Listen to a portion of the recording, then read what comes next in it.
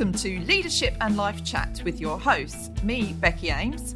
And me, Mark Curtis. In each episode, we'll be illustrating how success in leadership is inextricably linked with success in life.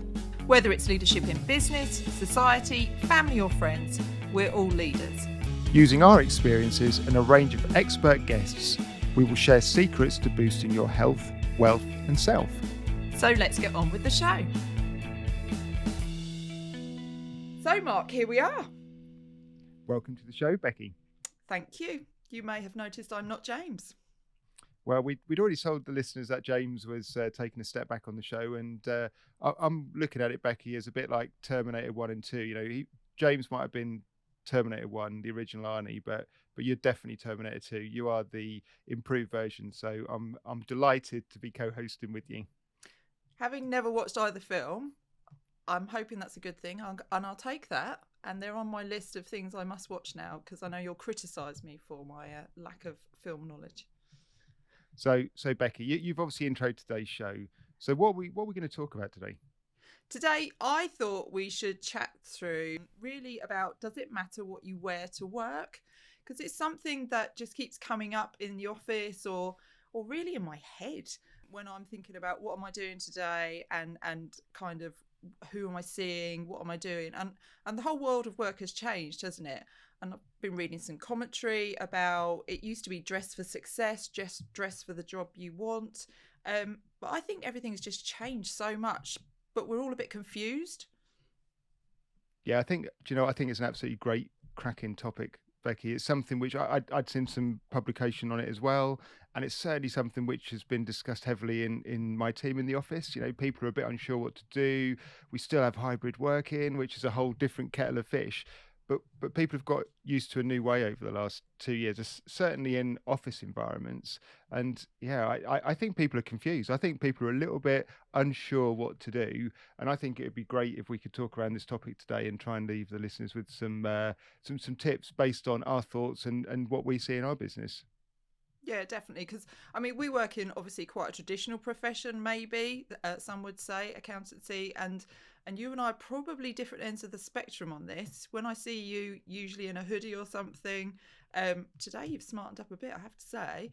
And I'm very much I'm at home today, so I'm more casual. When I go in the office, what should I be wearing? How would others see it? So I think we have moved on loads in the last couple of years, but I think it was before that as well, wasn't it? You know, people used to wear, guys might have had shirt and tie on. We've moved away from that already. I can't remember the last time I saw anyone in the office with a tie on.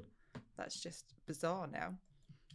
Yeah, I think you're right. I think the world has started to change before the pandemic with regard to dress code, hasn't it? And you know, I think up until probably recent times, we were pretty draconian. Not our business, but just the general world. It was like we were still very almost Victorian in the way we were expected to dress, and people judged very heavily around kind of what you were wearing. And you know, don't judge a book by its cover, but we do, and all that kind of stuff. And maybe we don't judge a book by its cover quite as much now, or maybe we read different stories to what we did 20 years ago. So I think there's some real great stuff which will come out of this, because as you say, you and I have kind of gone through journeys in terms of what we wear. I mean, we've known each other for 25 years now, and obviously fashions will have changed in that time. I'm probably still wearing the same stuff as I was 25 years ago, you know, but yeah.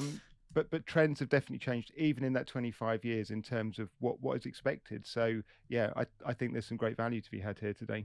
Yeah, and I think there's different aspects we can look at, isn't there? There's both what is expected of you from the business perspective, what your clients, your interactions might expect from you, your customers, and also how it affects you as an individual, because I think there is a massive thing about how we feel, how we present ourselves, what that does for our confidence and various things like that as well.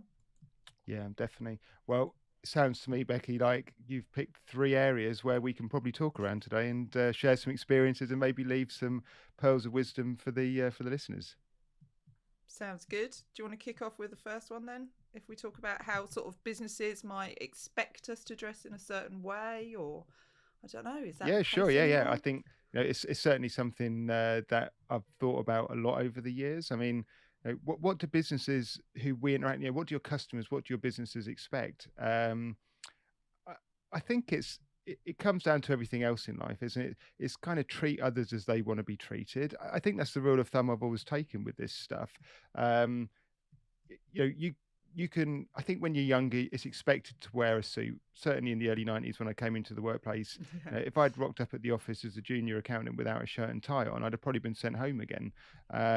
Whereas I think as I went through my career, what I started to realize more is actually, we're a people business, and it's about making the person at the other end feel comfortable with you as an individual, but also confident in your ability of what it is you're going to be delivering for them. And I look at it and I think, do you know what, there's certain clients who, if I go out to them in a shirt and tie and suited and booted, it would stress them out because it almost feels like, oh my god, it's like a day in court or something. It's like it is way out there in terms of their comfort zone because of what the environment they operate in. So I've definitely I think I probably was certainly one of the earlier adopters of junking the tie. I honestly can't remember. It's kind of weddings and funeral stuff for me now, ties. Apart from that, I just don't wear them, and I haven't done for several years. And I know we were talking before we started the podcast when our business had its 125th anniversary a few years back, and we had to have this really boring photo shoot, where we were all lined up and, the tall people were at the back and the short people at the front, all that sort of kind of like wedding photo styling. And James did actually say to me one day, "Do you realise, Mark, you were the only partner on that photo who didn't have a tie on?" And we were discussing it Oh, actually, and the photographer basically said, "Put your tie on," and I said, "I'm not going to. This is supposed to reflect Larking Gowen at 125 years in business. yeah, Not as we were 125 years ago, and this is yeah. where we are now as a business. So I think I've always been a bit. I mean, it's the rebellious bit. What I'm like anyway. It's the rebellious bit coming out, but so maybe that was a bit more, I was just being awkward that day, but there was a genuine point to it, which is, what is appropriate now. And I think it just comes down to that appropriateness with your clients. I have some clients now where I would be comfortable going out to in a jeans and a polo shirt, and they would be comfortable. In fact, they would prefer that because it would make them Yeah, feel more yeah. comfortable going into it. I had a client years ago who, when I picked them up from another firm, he always says to me, "The thing I like about you, Mark, is you're not like an accountant," which I think I take as a That's what we compliment. aspire to, isn't Um, it? but he used to refer to the previous accountants as the cufflink brigade, and it used to wind him up, something chronic, because there'd be all these people coming in, cufflinks, smelling of aftershave, groomed within an inch of their life, That's not you.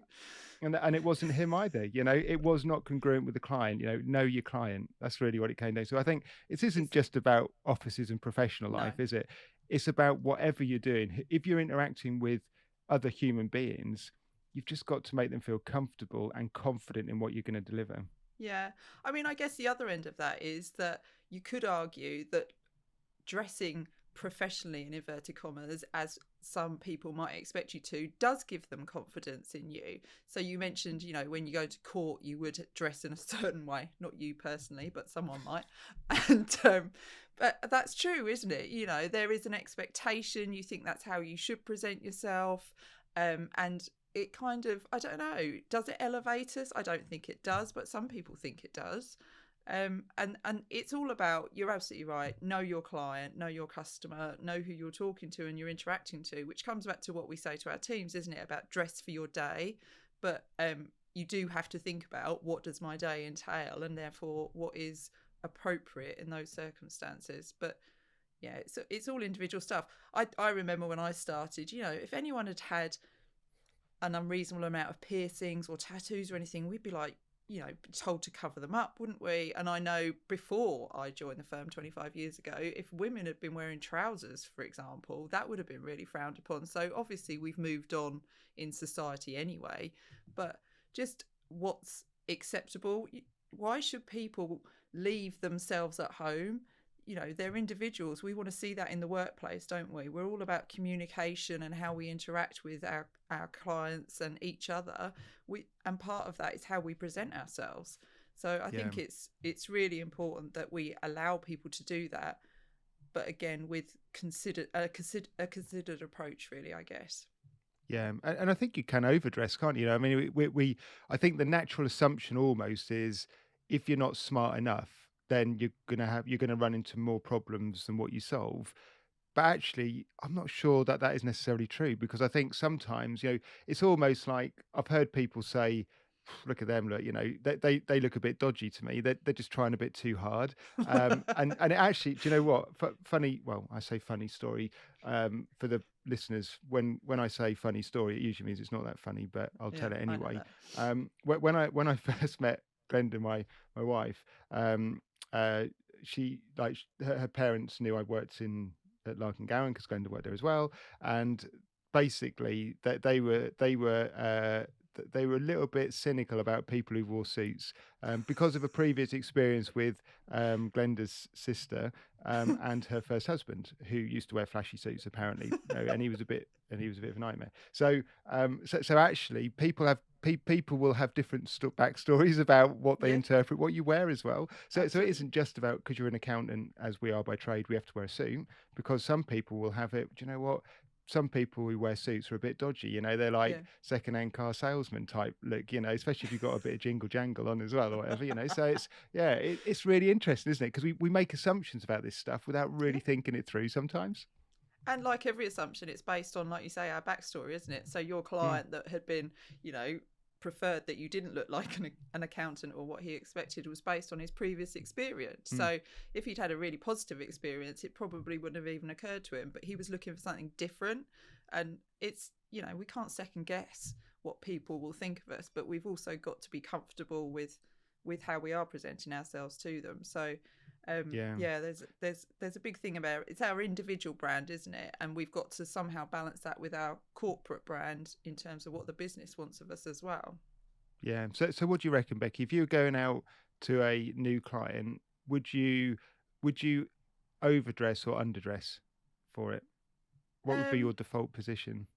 I wouldn't underdress. I guess I'm probably more corporate, or was pre-pandemic more corporate in my style than some, but equally I kind of would want them to see how I would always be. So I don't want to go over the top for that first meeting and then next time they see me I'm, scruffs.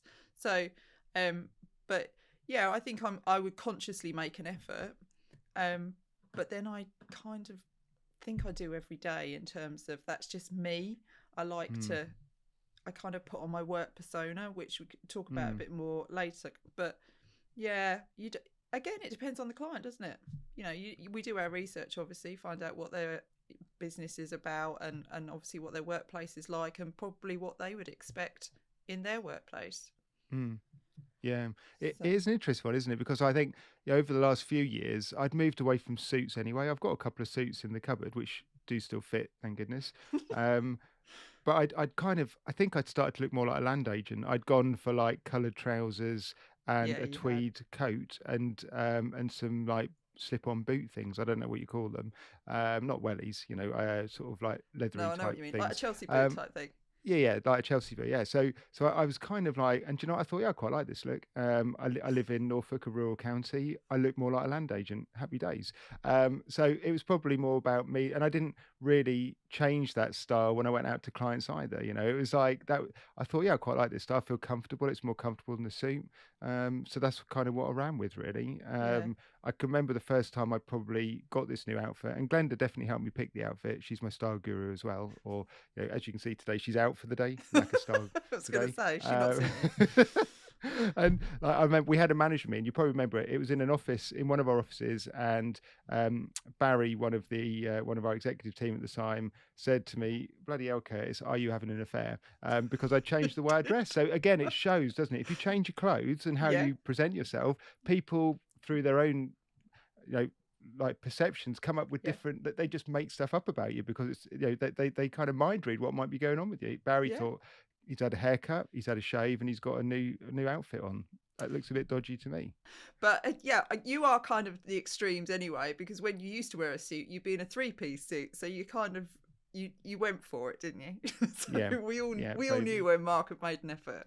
Yeah, so interesting. So probably then, so we, when we're setting about, what do customers and clients expect, I think the thing we're getting to is it's quite hard to tell, really, until you Yeah, get to know that client. You really, or that customer, you don't really know what each individual's going to expect. So maybe you have to, well, you either have to overdress and be careful, or you have to be brave, and run the risk that it might turn them off, but it could turn them off the other way. So yeah, Yeah. I think this is just relationship building, probably, isn't it? Once you get to know your client, you can probably maybe change what you wear, which suits you better if it fits with the client as well. But that first interaction is really tricky.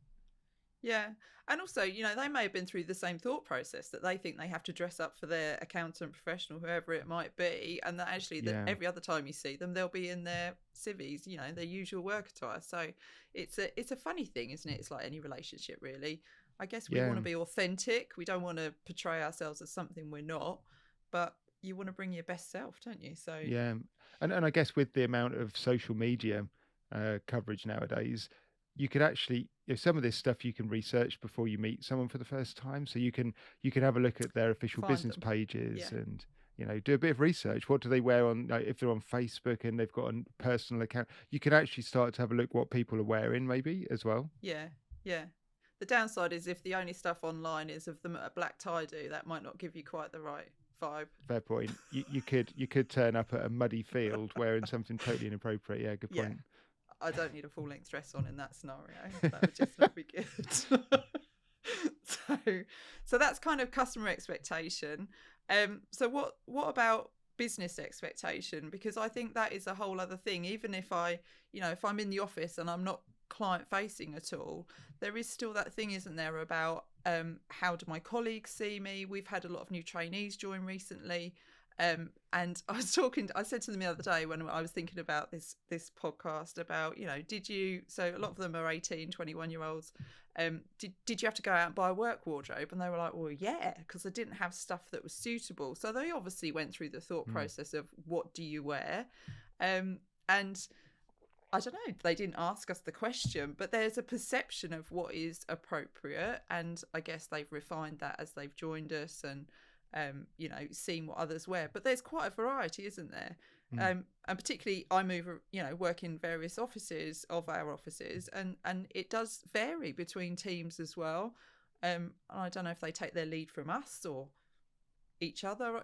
It's just a whole other thing, isn't it, in terms of what is now appropriate if you are in the office or your workplace, whatever it may be. Unless mm, you've got a uniform, it is pretty confusing to know where to go. You have to be quite confident to just sort of go, this is it, this is me, this is how I am today. I mean, I said mm. to you earlier this week, I went in the office in what I consider to be smart jeans. I must have checked myself several times before I left the house about, actually, this is all right, isn't it? You wouldn't think twice, would you? Which No. is no. So what's all that about?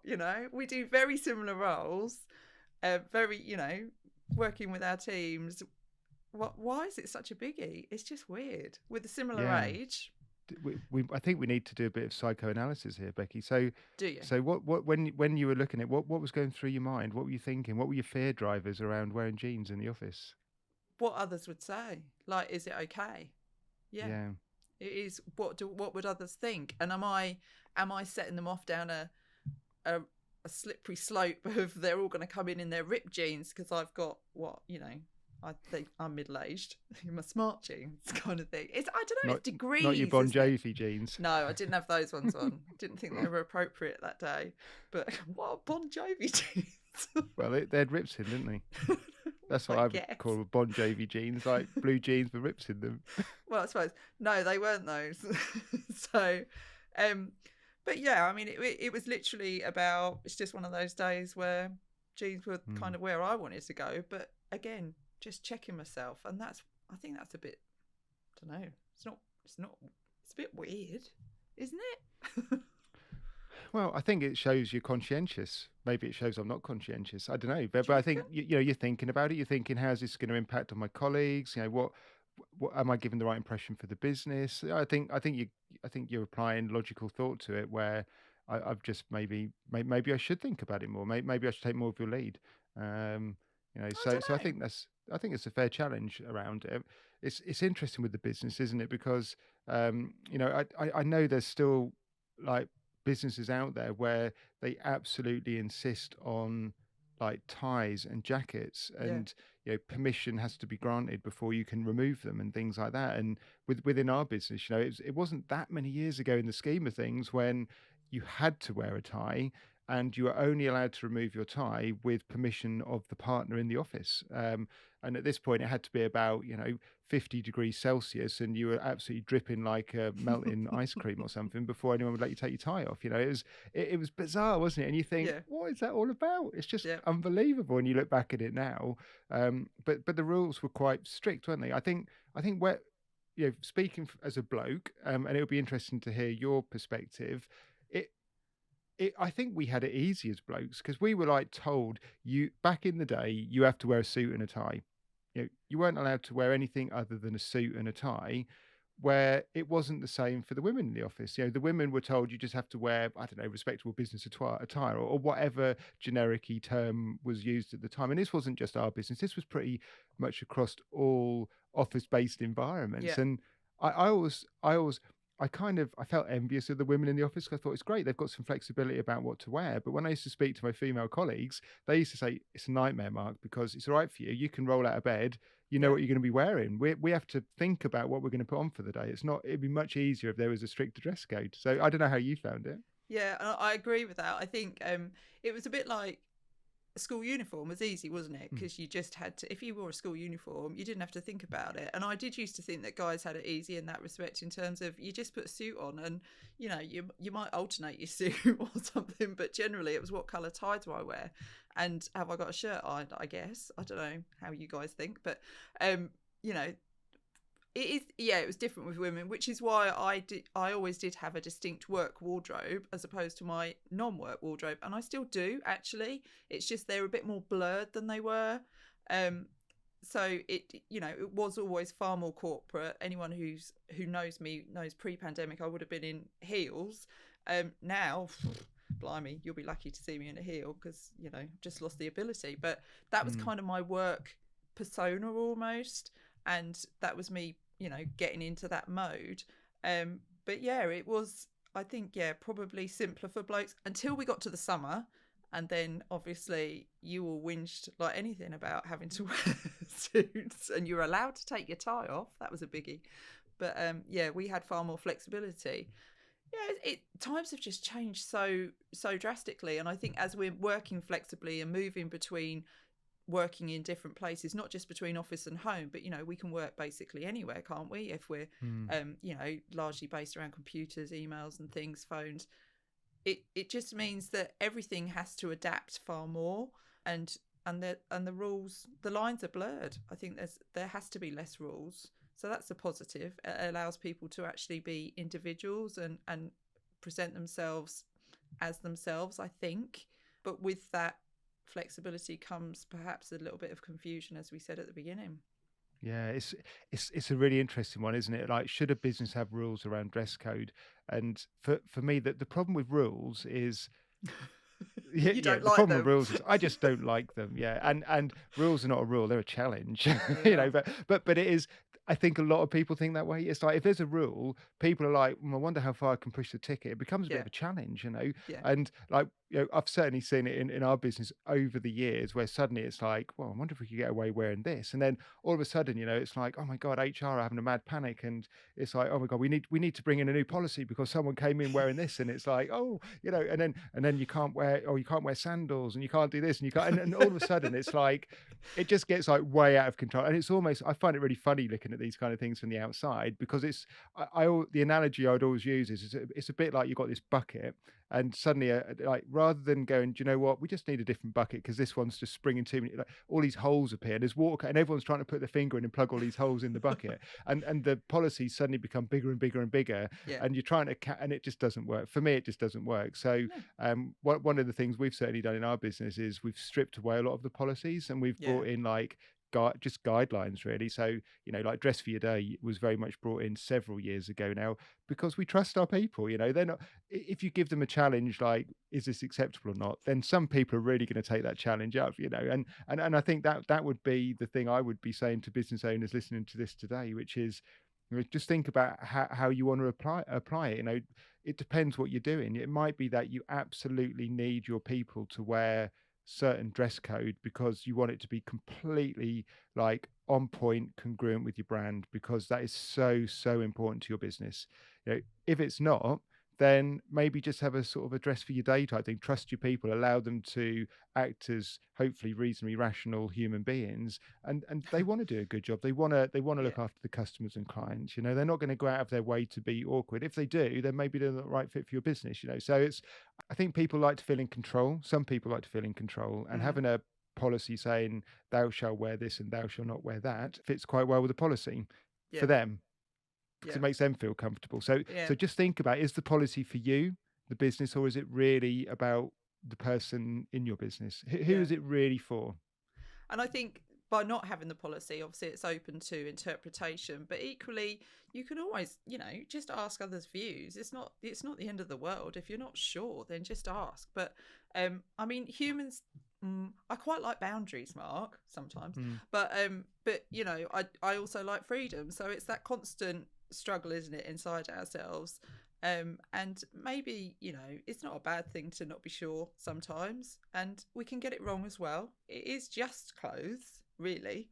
It's mm, not the be all and end all. You don't yeah. often care about what you wear. So, But it is that whole thing for me, which is, it's like if someone says to you you can't do something, yeah. then if someone said to me, well, I don't care, you can just do what you want, Mark, I'm far more likely to be sensible, than because I don't Well, see it as a because you challenge. kind of Then I lose interest, don't I you? take Like I you, lose in. It's boring at yeah, that point. there's I'll no be really challenge. responsible. No, absolutely.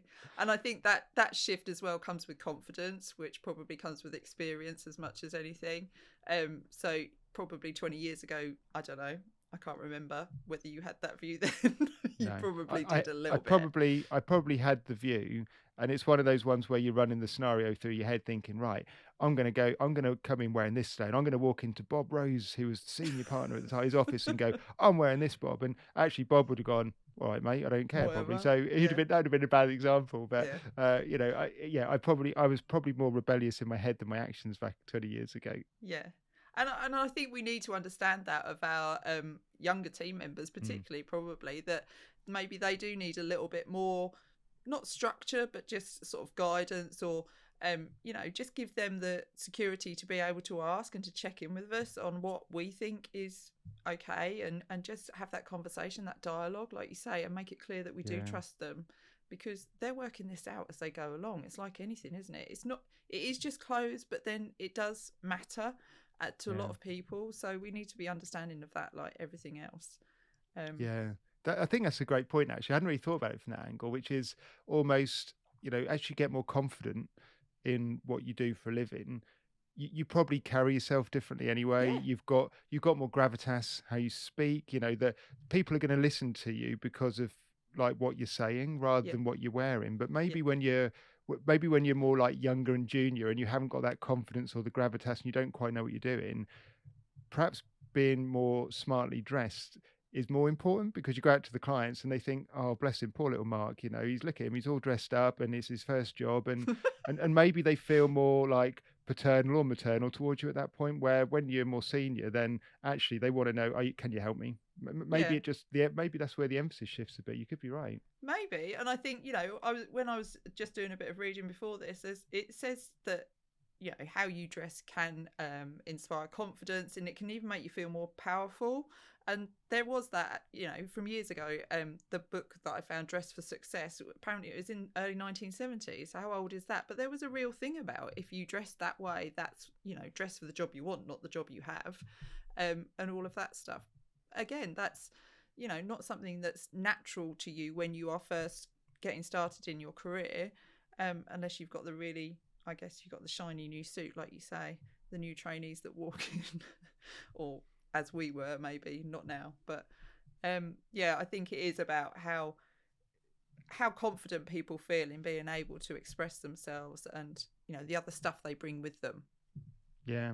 So I mean that probably links us really nicely to a third point. So I think with the business, it's, yeah, what's your policy, what's your procedure, what needs to be congruent with your business? Is the policy really for you as a control freak as opposed to the benefit of your people? Yeah, what is it for really? Really kind of question yourself and challenge yourself on that one.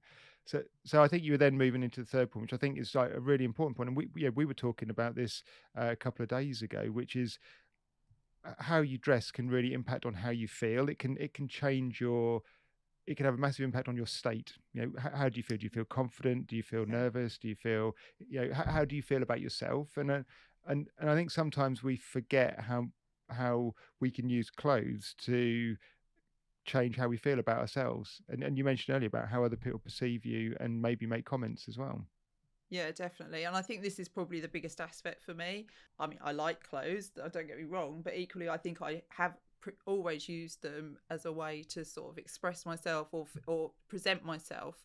It Some might say that it's like a suit of armor or a mask or something. I don't know. I see it's like my work persona. If I remember I said to you before, I was part time for 10 years whilst I had Ellie, I had my daughter, and when I was being a mum, I was kind of one style, one wardrobe, if you like. And then the days that I was working, it was to, put on your work clothes, get your handbag as opposed to your rucksack or whatever it was. And, you kind of was switching mode. And I found that quite helpful. But I can imagine that you wouldn't need to have that mindset shift in the same way, because I don't know. I guess from what I know of you, I don't think you'd need to have that distinct shift in the same way to move from work to casual. But I recognise that in myself. I also saw it in the pandemic. I still had to have a very structured routine working from home. I still had to. My team laughed at me because I sat at home wearing jeans, whereas they were all in like leisure wear, trackies or whatever, because as long as they looked smart from the top half, and it didn't matter what they wore on their legs because they were just on Teams or Zoom or something. Whereas they think I'm bonkers because I was sitting around in jeans. But for me, that was obviously, well, at the time it wasn't what I would have worn to the office, but it was more structured and it made me feel like I'd kind of got up and got ready for my day and I was ready to go. So people respond differently. I think in yourself how you need to present yourself and what gets you into that mode. And for me, that is very much around dress and how you Mm. present yourself. Yeah, I think that's a massive point, isn't it? Which is, we've talked on the podcast in the past around state management and things you can do to put yourself into a state in an Yeah. instant. And we've talked around some of the NLP techniques, which James and I have used certainly with our teams as well, around helping them with their state management. But this is just another. Clothing is an anchor Yeah. for me. When you put that certain suit on, you pick that one out that morning because you went, do you know what? I delivered a fantastic presentation that morning in wearing that suit, and it almost then, if I wear this suit, everything's going to go well. Yeah. It becomes an anchor, doesn't it? So why shouldn't we use clothes as an anchor? It's a routine. It's because it puts us in that right mental state, which is, I remember I felt confident, I felt assured, and people responded well to me. So why wouldn't you wear that same suit again? Because if it's going to put you back in that state for that big meeting or that important presentation you've got coming up, then you need to use all the things available to help put you in the right frame of mind for that, whatever that might be. Yeah. And for some people, that's even wearing, matching underwear or something, isn't it? It gives them that confidence that, no, hopefully no one can see that, but inside they know.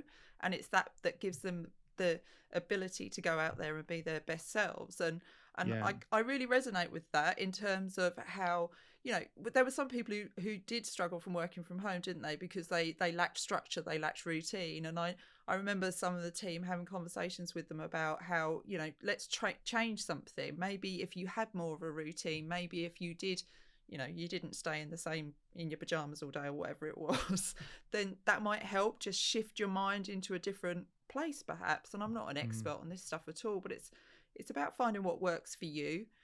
Yeah.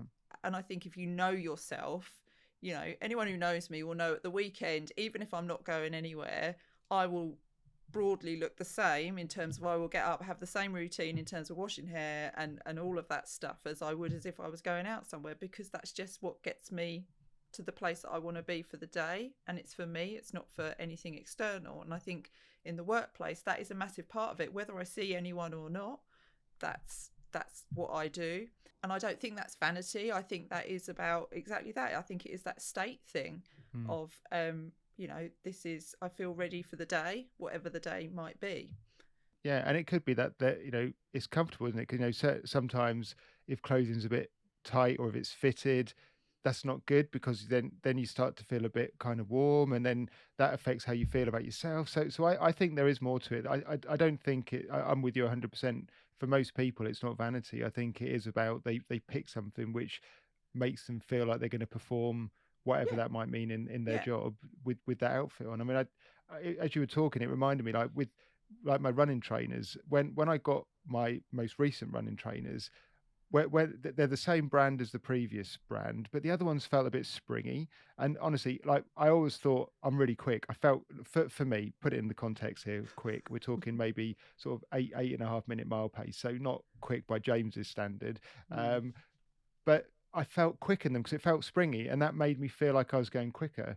The next lot just were a bit firmer. They didn't have quite as much give in the soles, and I thought, oh, these it feels really hard work running these. And honestly, for like a couple of months afterwards, my run times were slower because mentally, every time I went out mentally, for a run, I thought I'm not going to be as quick in these trainers because they're yeah, just not. They don't feel quite as springy as the old ones.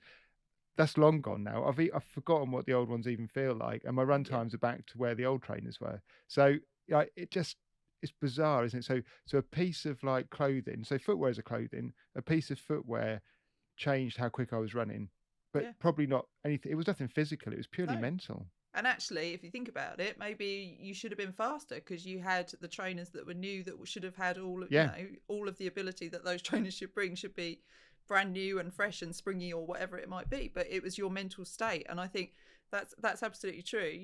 I think clothes affect our mood, our confidence, our behavior, how we present ourselves. We aspire to look like others, or we like a style on someone else, and we see if they're successful, then we might want to emulate that. I think there's so many aspects of it that are beyond just, like I said, vanity or anything like that. And I think if people dismiss clothes or attire as being frivolous or anything, they're missing the point really. Because I think it's a huge part of it is how we present ourselves, isn't it? Socially, business, all aspects. mm, And it's part of who we are as individuals. So otherwise, we'd all look exactly the same, which is exactly the point why we have school uniform, isn't it? To kind of put everyone on the same level, or any uniform. You're yeah. part of something, you're tribal, that kind of thing.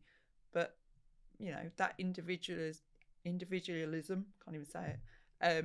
And bringing yourself to work, your personality, so important, I think. And so much better than where we probably were many years ago in terms of being very prescriptive. Mm. Yeah, although school uniform, I think you had sub tribes because I always wore my tie in quite a traditional way at school. I wasn't one of the having it You're not the having it the skinny wrong way tie. round. Yeah, I Oh, I was the wasn't wrong that way around. rebellious at that point in my life. See, it came later Yeah, bizarre, when you isn't it? gained But confidence. yeah, and probably because I wasn't in the groovy gang, if I'd have tried to copy the groovy gang tie style, I'd have probably got beaten up. You'd have got it wrong straight off. So that feels like a good point for us to sort of summarize the areas that we've covered off here. So we had sort of how we present ourselves to our clients, our customers, and really understanding them and thinking about how we build a relationship with them in terms of how we present ourselves, or you know do we overdress, underdress at that point. And there's the point about, for the business, what's expected, and how we portray ourselves in the business, both our corporate brand and our personal brand. And then for me, the most important aspect of all really is how this stuff really affects us as individuals, our mental state, our confidence, as much as anything, isn't it? It seems there's so many aspects to this, which when we started off, I kind of didn't know that it was going to be quite so diverse, but it's fascinating actually. Yeah, who would have thought we could have got a topic talking about clothes? I know. I mean, it's my favourite thing, probably. Can we talk about handbags next time? No, not so much to say. So, thanks, Mark. Great to chat to you today. No doubt this is a subject which is just going to keep evolving as our working styles, workplaces change, and views shift on what is expected of us, or what we want of how we portray ourselves in the workplace. That concludes our show today. If you've liked what you've heard, please like and follow us on the platform of your choice. It really helps us and it helps others to find us as well. And massive thanks to our sponsors, Larking, Gowen, accountants and business advisors. Please visit their website to find out more about their team and how they could assist you. So that's all from us. Have a great week, be kind to yourself and boost your health, wealth and self.